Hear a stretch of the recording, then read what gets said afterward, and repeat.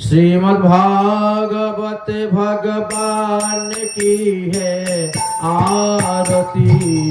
पापियों को पाप से ही तारती, पापियों को पाप से ही तारती।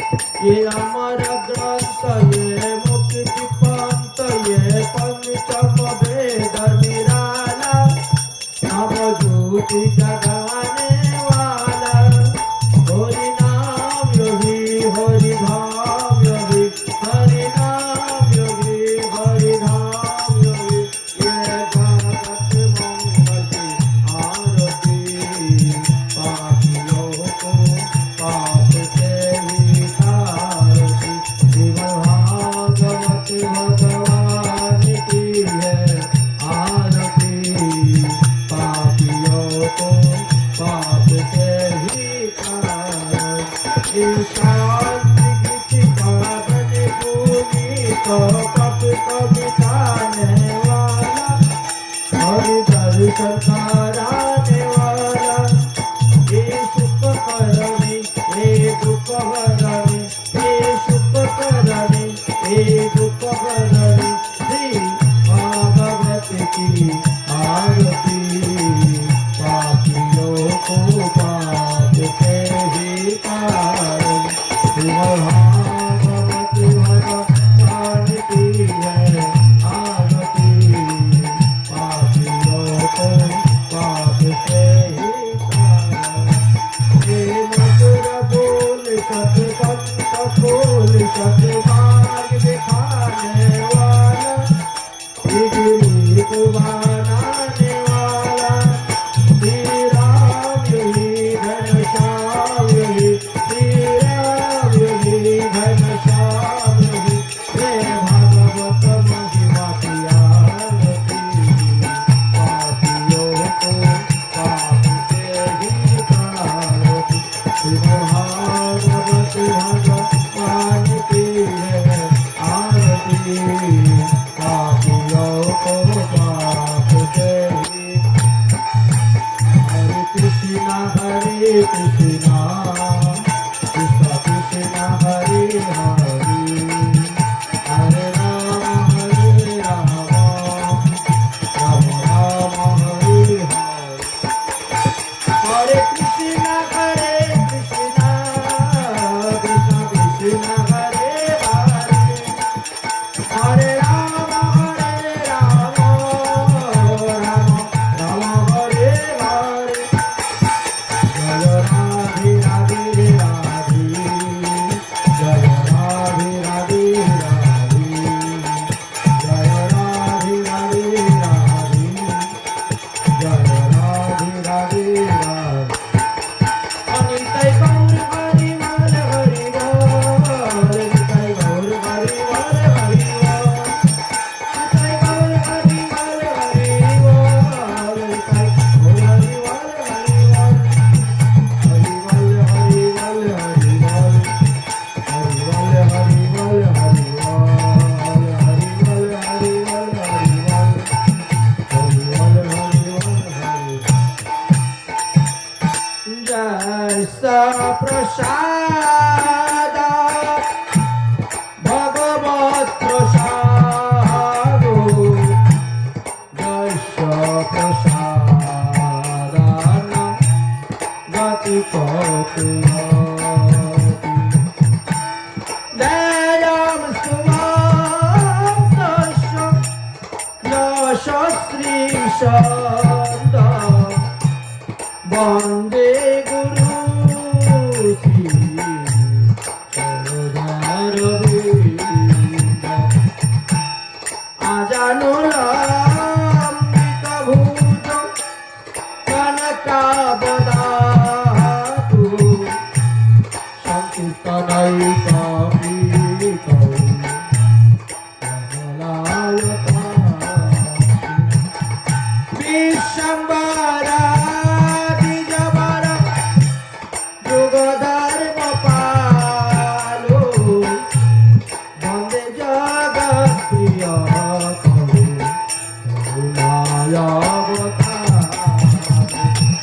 करुणायावतार। নমতি কালসাতায় জগন্নাথ সুতায় সবিত্রায় সপুত্রায় সকলাত্রায় তে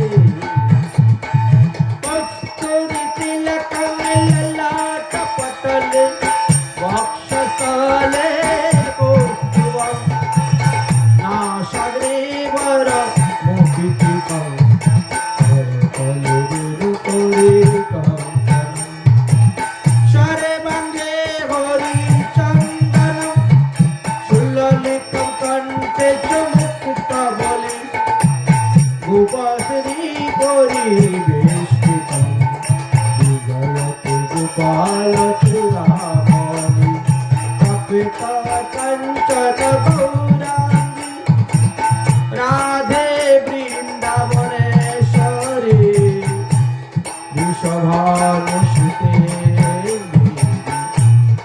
নমামি হরি নারায়ণং নমস্কৃতং নরং চৈব নরোত্তমং দেবীং সরস্বতী ব্যাসং জয়মুদীরায় দ্বাদশে বয়সাতি শরমূরতি শ্যামবর্ণ দিগম্বরা ব্যাসনন্দন সুখমুনি চরণে কোটি করুকথনা তুলসী কাননম যত্র যত্র পরিমবনানি চো পুরাণম পঠনম যত্র তত্র সন্নিহিত হরিভক্তি করা যেত হরির নাম পরায়ণা দুর্বৃত্তবা সুবৃত্তবা সঙ্গীতং নমো নমঃ বাঞ্ছকল্পতরুভ্যশ্চ কৃপা সিন্ধু ভূমির্ভবতু পতিতানাং পাবনেভ্যো বৈষ্ণবেভ্যো নমো নমঃ জয় রূপ সনাতন ভট্ট রঘুনাথ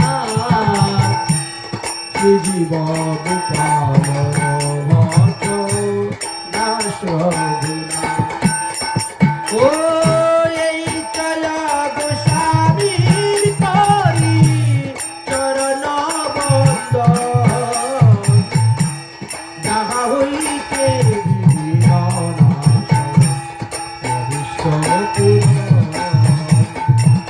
সকলে শ্রোতা বৈষ্ণবী বৃন্দে করি নমস্কার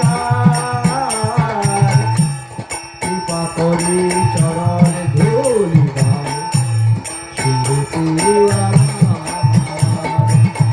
দুর্গমে প্রতিমের বৈষ্ণব পাদের গতের মোহ সকৃপা যশিদানে সন্তু সন্তু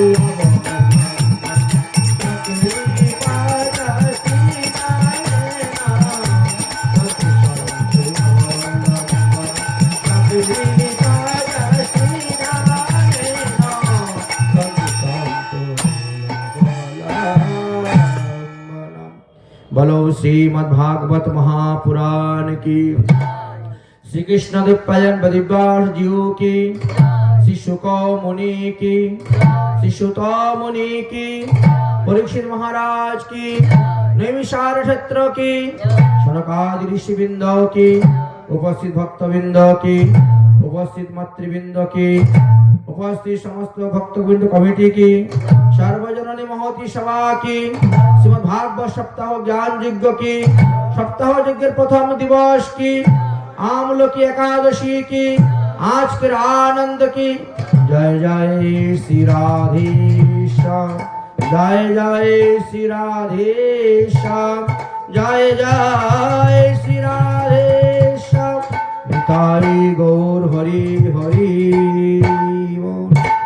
সর্ববেদান্ত সারহি শ্রীমদ্ভাগবতম মৃশ্যতে তদ্রসামৃতমিতি পিতৈষ্য ন অন্যতাৎ রচি কশ্চিৎ। সর্ববেদান্ত সার শ্রীমদ্ ভাগবত সপ্তাহ জ্ঞান যজ্ঞ আজকে এখানে অনুষ্ঠিত হতে চলেছে। আজ হলো 14ই ফাল্গুন 1432 বঙ্গাব্দ। ফাল্গুন মাসের শুক্লপক্ষে আমলকি একাদশী তিথি। ইংরেজি তারিখ হলো 27শে ফেব্রুয়ারি 2026 শুক্রবার। এই যে সর্বজনী মহতী ধর্মসভার ব্যবস্থা করা হয়েছে, 4টি গ্রামের ভক্তবৃন্দগণ একত্রিত হয়। 1 নম্বর গ্রাম গঙ্গা যমুনা, 2 নম্বর ভাইমারা, 3 নম্বর নন্দন বেরিয়া, আর 4 নম্বর চারগেরিয়া। এই 4টি গ্রামের ভক্তবৃন্দগণ সদস্যগণের উদ্যোগে বিগত 4 বছর ধরে এই ভাগবত সপ্তাহ হচ্ছে। এটি হলো 5মতম। এইবার 5মতম ভাগবত সপ্তাহ আলোচনা হচ্ছে। আর আসুন আমরা এখন শ্রীমদ্ ভাগবত মহাপুরাণে প্রবেশ করি। মদেক বন্ধু মত সঙ্গীন মত গুরু মত মহাধনম মত নিস্তারকম মত ভাগ্য মদানন্দ নমস্তুতে। আমরা যে শ্রীমদ্ ভাগবত সপ্তাহ জ্ঞানযজ্ঞ আস্বাদন করতে যাচ্ছি, এই শ্রীমদ্ ভাগবতই হলো আমাদের একমাত্র সঙ্গী। এই শ্রীমদ্ ভাগবত হলো আমাদের একমাত্র বন্ধু। এই শ্রীমদ্ ভাগবত হলো আমাদের একমাত্র গুরু। এই শ্রীমদ্ ভাগবতই হলো একমাত্র মহাধন। এই শ্রীমদ্ ভাগবতই হলো নিস্তারকারী গ্রন্থ। এই শ্রীমদ্ ভাগবতই আমাদের ভাগ্য পরিবর্তন করে দিবে। এই শ্রীমদ্ ভাগবত ধর্ম যজন যাজন করলে আপনিও আনন্দরূপী সমুদ্রের মধ্যে ভাসতে পারবেন। তাই সেই শ্রীমদ্ ভাগবত মহাপুরাণকে দণ্ডবত প্রণাম করে এখন আমরা ভাগবত কথাতে প্রবেশ করব। এই শ্রীমদ্ ভাগবত মহাপুরাণে আমরা এখন প্রবেশ করব।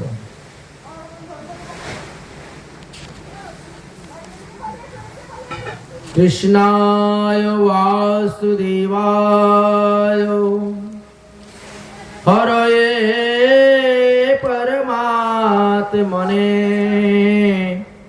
প্রণত ক্লেশনাশায় গোবিন্দায় নমো নমঃ। সচিদানন্দ রূপায় বিশ্ব উৎপত্তাদি হেতবে তাপত্রয় বিনাশায় শ্রীকৃষ্ণায় বয়ম নমঃ। শ্রীমদ্ ভাগবত মহাপুরাণের প্রথমেই মাহাত্ম্য পাঠের কথা আস্বাদন করে দিয়েছে। কেন?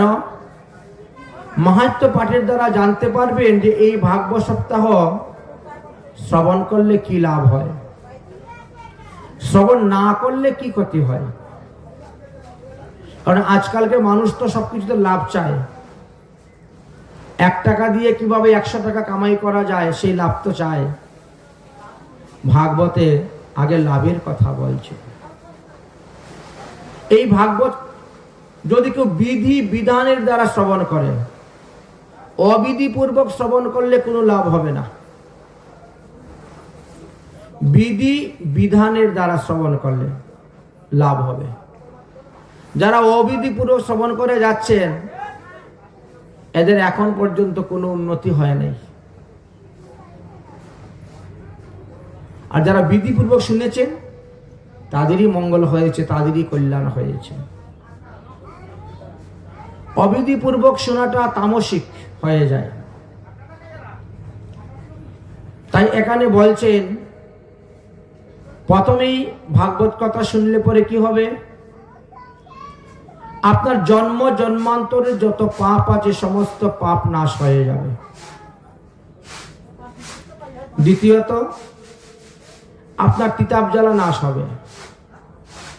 তৃতীয়ত আপনার জন্ম মৃত্যু নিবারণ হয়ে যাবে। চতুর্থ, পঞ্চপুরুষার্থ প্রেম ভক্তি লাভ করতে পারবেন। পঞ্চমত, নরকাদি যন্ত্রণা আপনাকে ভোগ করতে হবে না। ষষ্ঠ, দ্বিতীয়বার আর পৃথিবীতে এসে মাতৃগর্ভে জন্ম নিতে হবে না, অর্থাৎ 84 লক্ষ যোনিতে ভ্রমণ করতে হবে। অষ্টমত, ভগবানের নিত্যধামে ভগবানের পার্শ্ব হয়ে সর্বদা অবস্থান করতে পারবেন। নবমে, ইহজগতের বিষয়ভোগ সুখ শান্তি লাভ করতে পারবেন আর পরকালে মুক্তি লাভ করতে পারবেন। এইভাবে কত কত মহিমার কথা বর্ণন করে গিয়েছেন ভাগবত শ্রবণের ভাগবত সপ্তাহ জ্ঞানের জ্ঞান।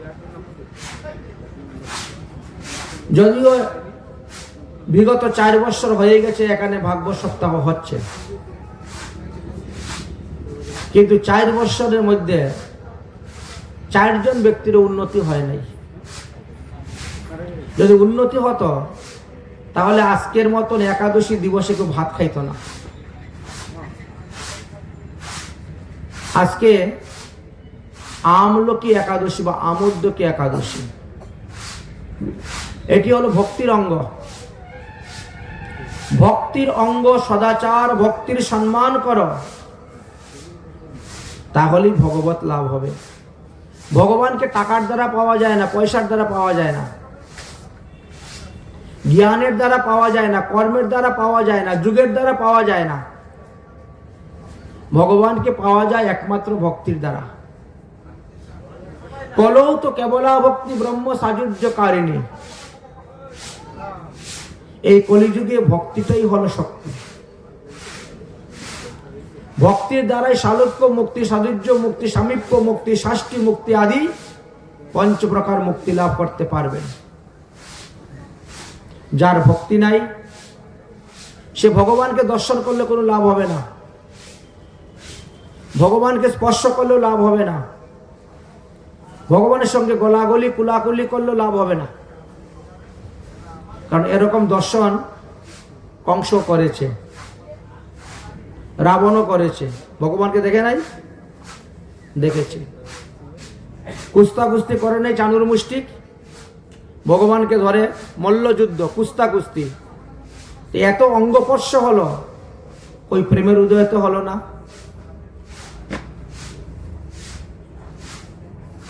দর্শনে পবিত্র হয়, স্পর্শনে যায় মনের ময়লা, কোথায়? কিছুই হলো না। কারণ কি? ভক্তি নাই। যাদের হৃদয়ের মধ্যে ভক্তি নেই তারা কখনো ভগবত পাদপদ্ম লাভ করতে পারে না। ভগবানকে পাওয়ার একমাত্র উপায় হলো ভক্তি। আর এই ভক্তির কথাই ভাগবতে বর্ণন করে গিয়েছেন। অন্যান্য যত গ্রন্থ আছে আমাদের, জ্ঞানের কথা বলে গেছেন, কর্মের কথা বলে গেছেন, যুগের কথা বলে গেছেন, ভক্তির কথা ছিটাফোটা বলে গিয়েছেন, কিন্তু ভাগবতে শুধু ভক্তির কথাই বলে গিয়েছেন, ভক্ত আর ভগবানের কথাই বলে গিয়েছেন। ভক্তির দ্বারাই ভগবানকে বশ করা যায়, ভক্তির দ্বারাই ভগবান আপনার কাছে আসবেন, ধরা দিবেন। ভগবান বলছেন, ভক্ত মোর মাতা পিতা বন্ধু পুত্র ভাই, ভক্ত হইতে শ্রেষ্ঠ দ্বিতীয় আমার আর কেহ নাই। এই জন্য ভগবানের ভক্ত হতে হবে। বর্তমান জগতে অনেক দেবদেবীর ভক্ত আছেন, কৃষ্ণ ভক্ত বড় কম। কারণ তারা ভাগবত পড়ে নেই, ভাগবত সিদ্ধান্ত জানে না। ভাগবতে কি বলছেন? নহি অন্য শিব পন্থা বিশেষ সংস্মৃতা বহি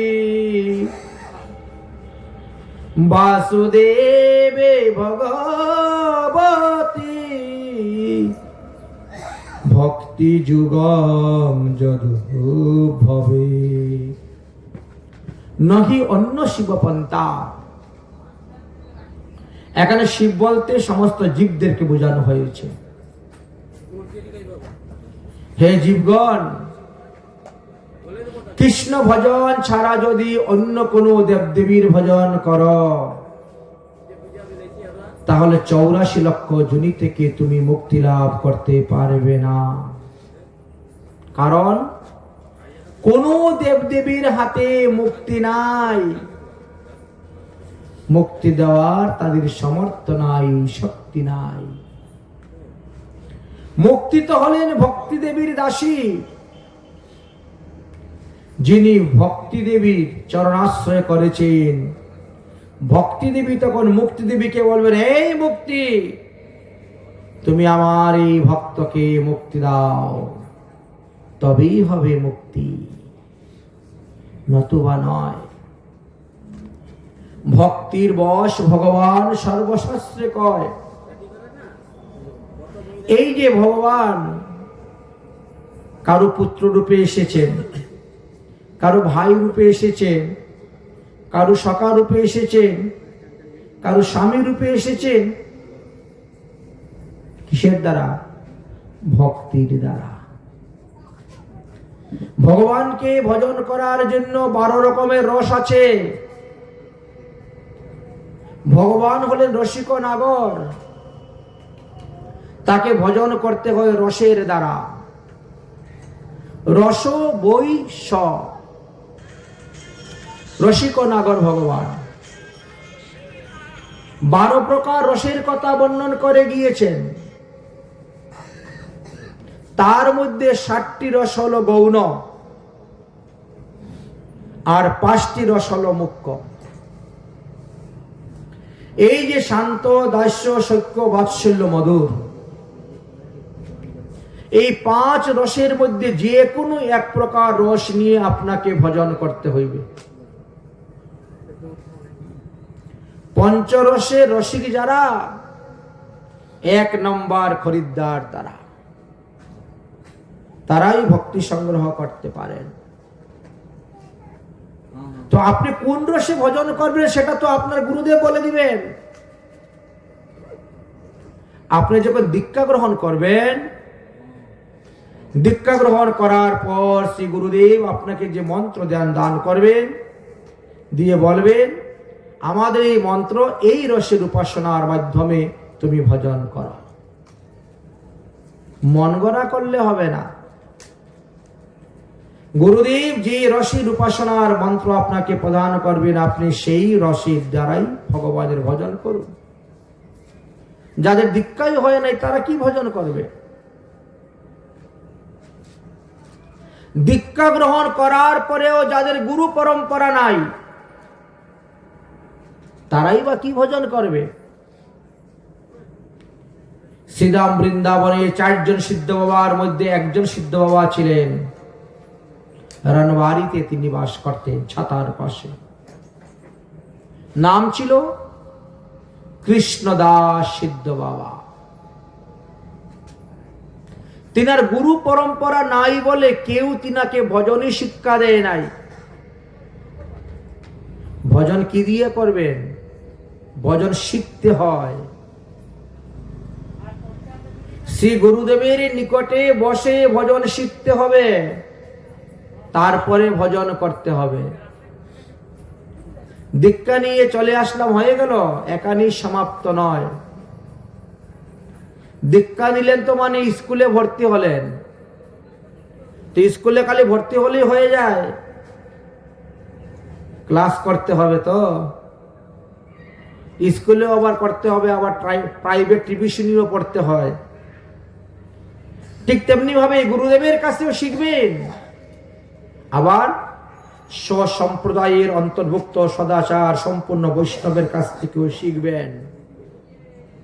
কারণ দীক্ষা গুরু এবং শিক্ষা গুরু দুজনেরই প্রয়োজন আছে।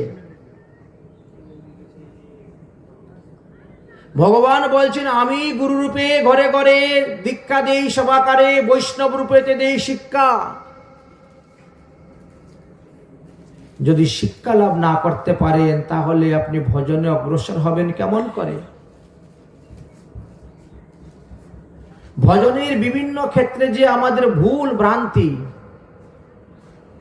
এগুলা কি অপরাধ বলা হয়েছে। 10 প্রকার নাম অপরাধ, 10 প্রকার ধাম অপরাধ, 6 প্রকার বৈষ্ণব অপরাধ, আর 32 প্রকার সেবা অপরাধ। কতটা হলো গো সব মিলিয়ে? 58টা। সেবা অপরাধ 32 প্রকার, ধাম অপরাধ 10 প্রকার, 32 আর 10 42, নাম অপরাধ 10 প্রকার 52, আর বৈষ্ণব অপরাধ 6 প্রকার 58। তো আমার মতো ব্যক্তির দেহরূপী একটা কলস, যদি দেহটাকে একটা কলস মনে করি, আর তার মধ্যে যদি 32টা ছিদ্র থাকে, তো যতই জল ভরো না কেন কলস কি কখনো ভরবে?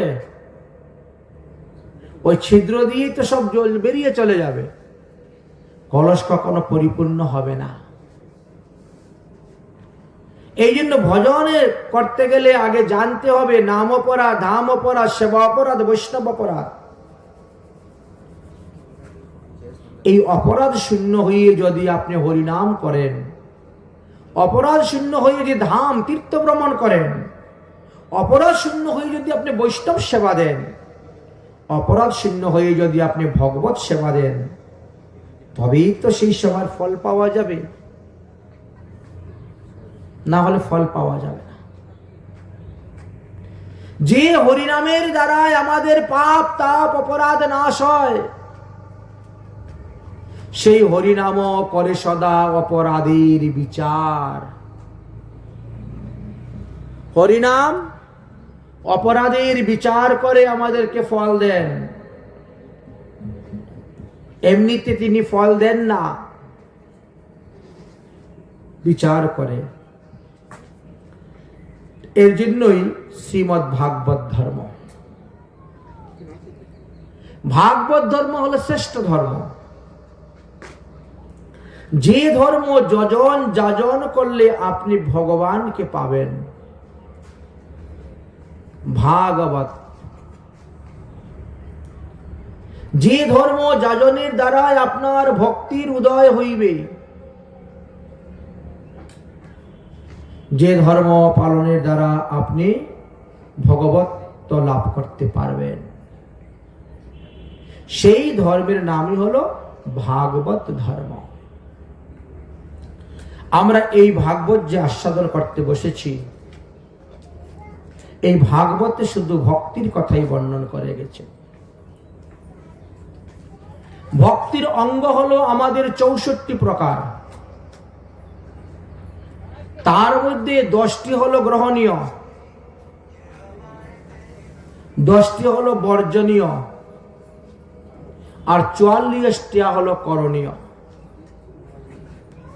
10টি গ্রহণীয়ের মধ্যে হলো একাদশী ব্রত আদি, জন্মাষ্টমী, জয়ন্তী ব্রত। এটি গ্রহণীয়, এটা পালনীয়। ভক্তি রাজ্যে প্রবেশ করে যদি কেউ একাদশী ব্রত না করে, শ্রীকৃষ্ণের জন্মাষ্টমী, রাধার জন্মাষ্টমী, বামন দ্বাদশী, নৃসিংহ চতুর্দশী, শিবরাত্রি, রামনবমী, অদ্বৈত জয়ন্তী, নিত্যানন্দ জয়ন্তী, গৌরাঙ্গ জয়ন্তী, এগুলা যদি পালন না করেন, অন্য কোন ধর্মের দ্বারা নাহি হইবে পার। আপনি অন্য যত রকমের ধর্মই পালন করুন না কেন, কোন ধর্ম কাজ করবে না। সংসার ধর্ম বলেন, সমাজ ধর্ম বলেন, বর্ণ ধর্ম বলেন, আশ্রম ধর্ম বলেন, রাষ্ট্র ধর্ম বলেন, দেশের ধর্ম বলেন, কোনো ধর্ম আপনার কাজ দিবে না। যদি কেউ ভাগবত ধর্ম পরিত্যাগ করে অন্যান্য ধর্ম অবলম্বন করে চলেন, কাজ দিবে না। এই জন্য একাদশী ব্রত পরিত্যাগ করে আপনি অন্য কোনো ব্রতই করেন, আর তীর্থযাত্রাই করুন, আর অন্য কিছু দানই করুন, কোনো লাভ হবে না। যদিও কলিযুগে অন্নদান মহাদান, কিন্তু একাদশী দিবসে যদি কোনো ব্যক্তি অন্ন দান করে, তাহলে যতগুলা অন্ন দান করবে তত হাজার বছর তাকে কুম্ভিপাক নরকে বাস করতে হবে। যারা অন্ন গ্রহণ করবে তাদেরকেও নরকে বাস করতে হবে। ধর্ম যাজন করতে গেলে আগে জানতে হবে আমি যে ধর্ম যাজন করতে যাচ্ছি, আমি যে কর্ম করতে যাচ্ছি, এর দ্বারা আমার পাপ উৎপন্ন হবে না পুণ্য উৎপন্ন হবে, আমার লাভ হবে না ক্ষতি হবে, আমি স্বর্গে যাব না নরকে যাব, বুঝতে হবে। বুঝেই যাজন করতে হয়। এই জন্য ভাগবত সপ্তাহ, জ্ঞান যজ্ঞ আদি অনুষ্ঠান আরম্ভ করার পূর্বেই বেদজ্ঞ শুদ্ধ সদাচারী কোন ব্রাহ্মণ বৈষ্ণবের নিকট থেকে পরামর্শ নিতে হয় যে আমরা যে ভাগবত করব কোন দিন, কোন তারিখ, কোন তিথিতে আরম্ভ করলে ভালো হইবে। এটা ভাগবতেই পরিষ্কার লিখেছেন। কারণ সবার তো সব বিষয়ে অভিজ্ঞতা নেই। আপনি এমন একটা কাজ করলেন যে কাজের দ্বারা আপনার লাভ থেকে লোকসান হয়ে গেল। একাদশী দিবসে অন্ন আদি পঞ্চ রবিশস্য বর্জিত।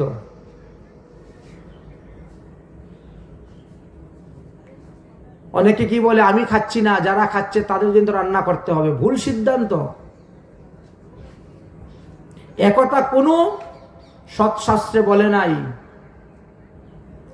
শাস্ত্র আমাদের 6টা, পুরাণ আমাদের 18টা। 18টা মহাপুরাণের মধ্যে 6টি পুরাণ হলো সাত্ত্বিক পুরাণ। কোন সাত্ত্বিক পুরাণে কেউ দেখাতে পারবে না যে একাদশী দিবসে পাড়া প্রতিবেশী ইষ্টি কুটুম্বকে ভাত রান্না করে খাওয়াবার বিধান দেওয়া আছে। নেই। সে যত বড় আত্মীয় হোক, একাদশী ব্রতের দিন এসেছ, তোমাকে ফলাহার করতে হবে না, নির্জলা থাকো, কিন্তু অন্নদান করা যাবে না। তুমি পাঠ শুনতে এসেছো, তোমার প্রসাদ দিতে পাওয়ার কথা, তো ফলটা কি প্রসাদ হয় না? খালি অন্ন ব্যঞ্জন দিলেই প্রসাদ হয়, খিচুড়ি দিলেই প্রসাদ হয়? ফলটাও তো প্রসাদ।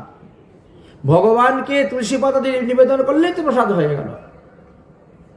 ফল প্রসাদ পেয়ে যাও। সারা জীবন তো খালি খেয়েই গেলেন, কি হলো? আর একদিন না খাইলে কি মরে যাবেন? আজকে একটা একাদশী তিথি, এত উত্তম তিথি, সাধারণ একাদশী নয় তো, আমলকি একাদশী তিথি। আজকে আমলকি বৃক্ষকে 108 বার পরিক্রমা করতে হয়, কিন্তু আপনাদের এই এলাকায় একটা আমলকি বৃক্ষই নাই। আজকের দিবসে যদি কেউ একটা আমলকি ভগবানকে দান করে, একটা কামধেনু দান করলে পরে যে পুণ্য ফল পাওয়া যায় সেই ফল পাওয়া যায়। আজকের দিবসে যদি কেউ কোনো বৈষ্ণবকে একটা আমলকি ফল দান করে, 2টি কামধেনু দান করলে যেই ফল পাওয়া যায় সেই ফল পাওয়া যায়। আজকের দিবসে যদি কেউ আমলকি ফল ভক্ষণ করে, তাহলে 3টি গুদানের ফল লাভ করা যায়। এমনই মহিমা। এই ফাল্গুন মাসকে আমাদের বৈষ্ণবীয় ভাষায় বলা হয় গোবিন্দ মাস। আজকের এই দিবসে যারা ভগবান শ্রীকৃষ্ণের 108টা নাম নিয়ে 108টা তুলসী পাতা ভগবানের চরণে অর্পণ করেছেন, তিনি অনায়াসী ভগবত ধাম লাভ করতে পারবেন। আজকের দিবসটা এত বড় শুভ দিবস। আজকে যদি কোনো ব্যক্তি 1 ফের মালা জপ করে হরিনাম, 1 ফের, 100 ফের মালা জপ করার ফল লাভ করতে পারবে। অর্থাৎ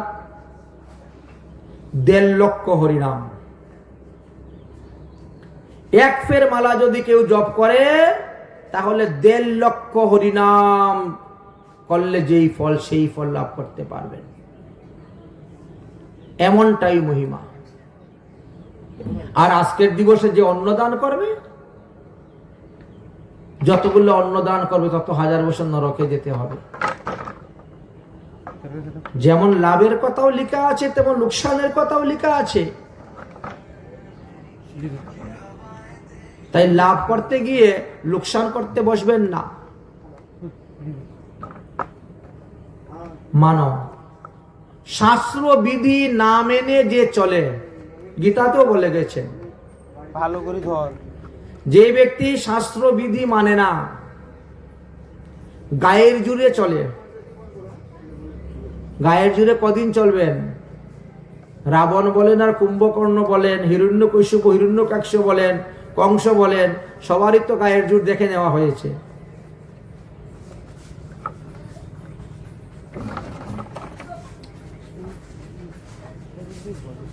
শাস্ত্র মানতে হবে, বিধি মানতে হবে, বিধান মানতে হবে। এত 100 বৎসরের জন্য একটা মনুষ্য জন্ম পেয়েছ। কলিযুগের মানুষও 120 বৎসর। কচিত 2-1 আছেন এরা 125, 130, 135 বৎসর বেঁচেছেন। খুব কম শুনেছেন। না হলে 100 বৎসরও যায় এমন লোকের সংখ্যা তো বড় কমই দেখা যায়। তো 100 বৎসরের মধ্যে 50 বৎসর তো আপনার নিদ্রাই চলে গেল, রইল 50 বৎসর। তার মধ্যে প্রথম 10 বৎসর তো একেবারে নাবালক, কোনো জ্ঞানই নেই, রইল 40 বৎসর। 40 বৎসরের মধ্যে আবার বিবাহ টিবাহ করে আর কত বছর চলে গেল চাকরি। ভজন করলেন কয় বৎসর? 100 বছর পরমায়ু তো পেলেন, ভজন করলেন কয় বৎসর? এই ইন্দ্রিয় সুখ আর দেহ সুখের পিছনে ঘুরে ঘুরে শেষে গিয়ে 1000 বৎসর নরকবাস করতে হয়, লক্ষ লক্ষ বৎসর নরকবাস করতে হয়। এমনও কিছু পাপ আছে আমাদের, যতদিন পৃথিবীতে চন্দ্র সূর্য আছে ততদিনই নরকে পড়ে থাকতে হয়। যাবৎ চন্দ্র দিবাকারম। কিছু কিছু পাপের প্রায়শ্চিত্তের কথা বেদে দেওয়া আছে। আপনি যদি ওই পাপ করে থাকেন তাহলে তার প্রায়শ্চিত্ত এই। কিন্তু একাদশী ব্রতের দিবসে যারা অন্ন গ্রহণ করেন তার পাপের প্রায়শ্চিত্তের কথা তো লেখা নাই।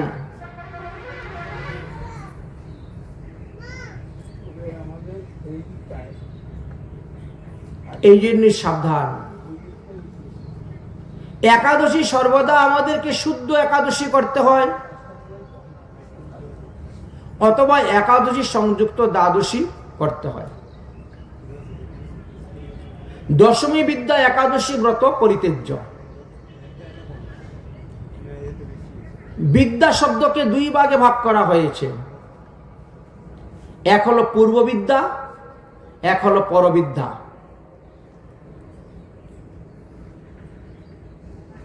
এই 2টি ভাগে ভাগ করা হয়েছে। তার দশমী বিদ্যা কাকে বলা হয়, কখন বলা হয়?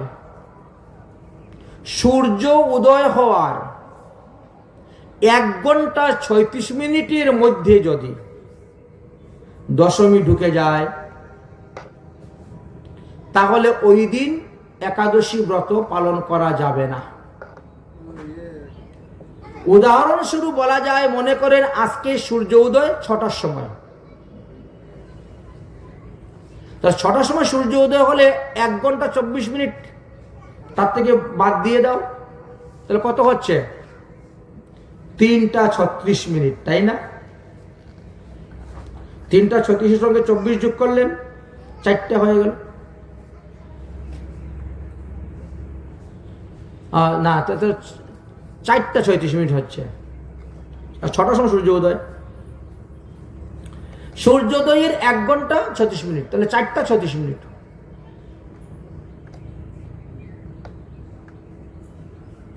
চারটা 24 হচ্ছে, 4টা 24, 36।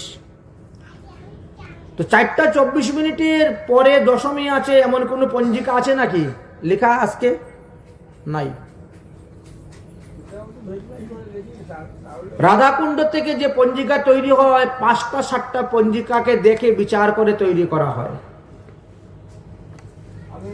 মদন গুপ্ত, বেণীমাধব শীল, বিশুদ্ধ সিদ্ধান্ত, কাশীর পঞ্চাঙ্গ, আরো অন্যান্য পঞ্জিকা দেখে বিচার করে দেওয়া হয়। গতকালকে দশমী ছিল রাত্রে 12টা 30 মিনিট পর্যন্ত, রাত্রে 12টা 30 মিনিট। তারপরে একাদশী লেগে গেছে। কালকে রাত্রে 12টা 30 মিনিটের পর থেকে একাদশী লেগেছে। আজকে সারাদিন একাদশী আছে, আজকে রাত্রে একাদশী থাকবে, তারপরে রাত্রি আবার দ্বাদশী লেগে যাবে। তাই আজকে যারা ব্রত পালন করতেছে তারা একাদশী সংযুক্ত দ্বাদশীতে ব্রত পালন করতেছে, এবং আগামী কাল সকালে 9টা 55 মিনিটের মধ্যে ব্রতের পারণ, মানে দ্বাদশীর মধ্যেই ব্রতের পারণ হইবে।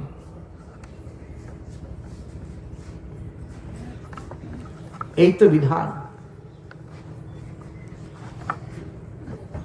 সুতরাং পঞ্জিকা দেখতে হবে, তার সঙ্গে হরিভক্তি বিলাস মিলাতে হবে। গোপাল ভট্ট গোস্বামী পাদের রচিত হরিভক্তি বিলাস, হরিভক্তি বিলাস গ্রন্থ দেখে সিদ্ধান্ত স্থাপন করে নিতে হবে। আগামী কল্য যদি কেউ ব্রত করে, সে না পাবে একাদশী, না পাবে দ্বাদশী, তা ত্রয়োদশী এসে যাচ্ছে। উনি দ্বাদশী সংযুক্ত ত্রয়োদশীতে ব্রত করবেন, কিন্তু দ্বাদশী সংযুক্ত ত্রয়োদশী ব্রত কখন আমাদের? যখন অষ্টমহা দ্বাদশী পড়ে। অষ্টমহা দ্বাদশী যদি পড়ে, তাহলে দ্বাদশী সংযুক্ত ত্রয়োদশীতে ব্রত করা হয় এবং ত্রয়োদশীতে পালন করা হয়। এতটা ভিন্ন অন্য যত একাদশী আছে, কোথায় দ্বাদশীতে ব্রত করে ত্রয়োদশীতে পালন নাই, নিষেধ আছে, এতে প্রত্যয় হয়। যদিও আগামী কল্য আমাদের গোবিন্দ দ্বাদশী, কিন্তু এই গোবিন্দ দ্বাদশী অষ্টমহা দ্বাদশীর অন্তর্ভুক্ত নহে, এই জন্য এটা মানতে হয় না, পালন করতে হয় না। উন্মিলিনী ব্যঞ্জুলিনী থেকে যে অষ্টমহা দ্বাদশী আছে, এই 8টা দ্বাদশীর মধ্যে গোবিন্দ দ্বাদশী পড়ে না। এই কারণে কোনো অবস্থাতেই আগামী কল্য ব্রত হয় না। ভাগবত সিদ্ধান্ত অনুসারে আমরা দেখলাম, যদি কেউ একটা একাদশী ব্রত মিস করে, তাহলে 1 বৎসরের 24টা একাদশী ব্রতের ফল থেকে তার পতন হয়ে যায়, লোকসান হয়ে যায়। তিনি যে 1 বৎসর ব্যাপী 24টা একাদশী ব্রত করেছেন, ওই 24টা একাদশী ব্রতের ফল থেকে তিনি বঞ্চিত হয়ে যাবেন। এমনই একাদশীর মাহাত্ম্য, এমনই একাদশীর মহিমা। এই যে আজকে আমলকি একাদশী, এই আমলকি বৃক্ষের উৎপত্তি কখন হয়েছিল, কোথায় হয়েছিল? যখন এই পৃথিবীতে কোনো প্রাণী সৃষ্টি হয় নাই, তখন এই আমলকি বৃক্ষের সৃষ্টি হয়েছিল। কার্ণসায়ী বিষ্ণু নিত্য বৈকুণ্ঠ ধাম থেকে একবার থুতু ফেলেছিলেন। সেই যে মুখের ছেদ, শুভ্র জলবিন্দু কণা পৃথিবীতে এসে পতিত হয়েছিল। তার থেকে আমলকি বৃক্ষের উৎপত্তি হয়েছে। এই জন্য আমলকি বৃক্ষ হলো বৈষ্ণব বৃক্ষ এবং সমস্ত বৃক্ষের আদি বৃক্ষ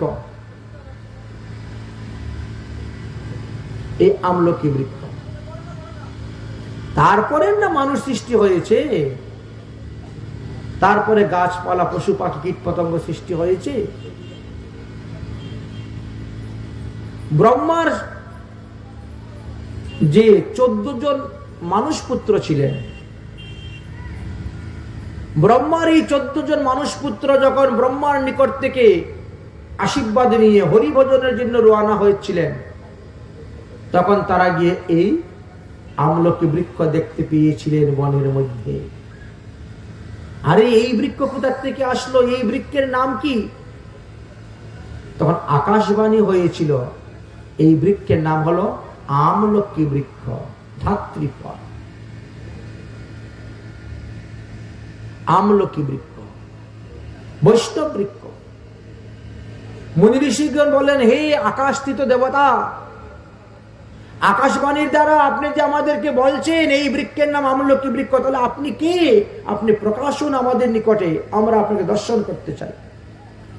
তোমরা বলছেন, যাও আমলকি বৃক্ষের নিকটে গিয়ে বসে দণ্ডবত প্রণাম করো, 108 বার আমলকি বৃক্ষকে পরিক্রমা করো, আর আমলকি বৃক্ষের নিচে স্তুতি করো, তাহলে তোমরা আমাকে দেখতে পাবে।